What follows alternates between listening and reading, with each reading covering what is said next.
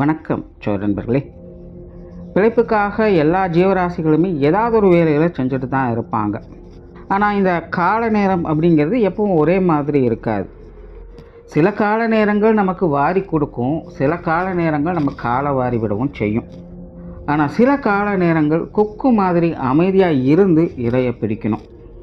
அப்படி சில ராசிகள் இன்னும் சில வருஷங்களுக்கு இந்த கொக்கு மாதிரி அமைதியாக இருந்து ஜீவனம் நடத்த வேண்டிய சூழ்நிலை இருக்குது. அது என்ன எப்படி அப்படிங்கிறத பற்றி தான் இந்த வீடியோவில் பார்க்க போகிறோம். மறக்காமல் சேனலை சப்ஸ்கிரைப் பண்ணி சப்போர்ட் பண்ணுங்கள். வீடியோக்கு லைக் பண்ணி மற்றவங்களுக்கும் ஷேர் பண்ணுங்கள்.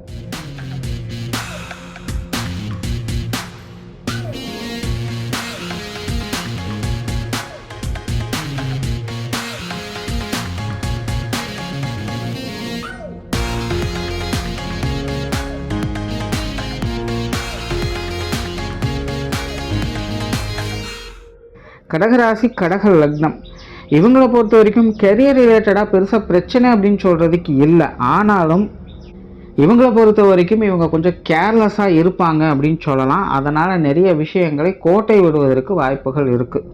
நிறைய விஷயம் பார்த்திங்கன்னா தானாகவே தட்டி போகும். இவங்க எதிர்பார்க்க மாட்டாங்க, அல்லது இவங்க வேணும்னு எதையும் செய்யவும் மாட்டாங்க. ஆனால் அது தானாகவே நடக்கும். ஆனால் அப்போவும் அந்த சூழ்நிலையும் இவங்க கொஞ்சம் கேர்லெஸ்ஸாக தான் இருப்பாங்க. எதுவுமே அப்போதைக்கு புரியாது.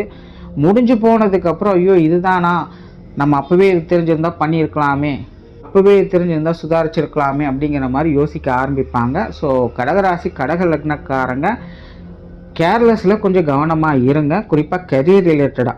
ஏன்னா ஆல்ரெடி கடகராசி, கடக லக்னக்காரங்களுக்கெல்லாம் பார்த்திங்கன்னா இந்த கெரியர் ரிலேட்டடாக நிறைய அலைச்சல்கள், டென்ஷன்கள், அப்புறம் அந்த தண்டச்செலவுன்னு சொல்லக்கூடிய விஷயங்கள்லாம் அதிகமாக இருக்கும். எல்லாமே நல்லா இருக்கும், நல்லா பிஸ்னஸ் போகும், ப்ராஃபிட் பார்ப்பாங்க. ஆனால் அன்எக்ஸ்பெக்டடாக ஒரு தண்டச்செலவு வந்துடும்.